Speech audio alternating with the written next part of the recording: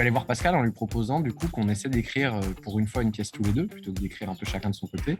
Et je lui ai proposé un pitch. Et puis du coup, de là, on s'est mis à travailler. Et voilà, en fait, c'est aussi simple que ça, le début de cette histoire. Et puis on voulait un thème un peu fédérateur, et le thème de la famille est vite arrivé. Oui, tous c'était soit enfant, soit parent. Donc en fait, on garde soit les deux. Donc en fait, il y a toujours un moyen, quand on regarde l'histoire, de se projeter puis de s'identifier à ce qu'on est en train de raconter. Après, tout le monde n'a pas une famille comme celle de la pièce, Non. heureusement. Mais il y a toujours un petit moment dans la pièce où tout le monde se reconnaît. Ouais.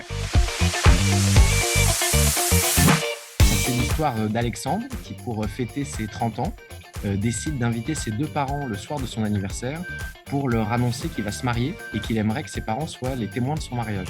Mais en fait, le problème, c'est que ses parents ne se sont plus adressé la parole depuis 30 ans. Ils se sont séparés en fait quasiment au moment de sa naissance.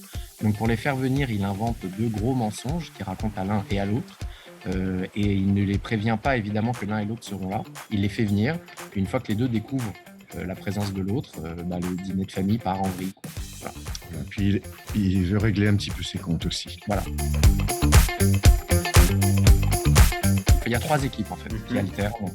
Mais alors on vous rassure tout de suite, il n'y a pas de bonnes et de mauvaises équipes. Les équipes jouent en permanence, on alterne à Paris au Café de la Gare tous les 15 jours et tout, donc les équipes de la même manière. C'est juste que cette pièce est un succès, donc on est obligé de faire plusieurs équipes.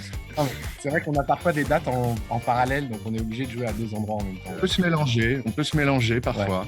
On essaye à la base de garder un socle parce que ça nous permet de créer des affinités, des réflexes, des habitudes, des repères. Mais comme dit Pascal, c'est parfois aussi très agréable de mélanger, ça amène de la surprise, de la fraîcheur. Et si vous avez envie de rire, si vous avez envie de vous amuser, en ce moment, oui, ça fait du bien à tout le monde. Voilà. Donc n'hésitez pas, c'est un dîner très particulier qui part en vrille du début à la fin. Et ça fait plaisir à voir, d'après ce qu'on nous a dit en tout cas.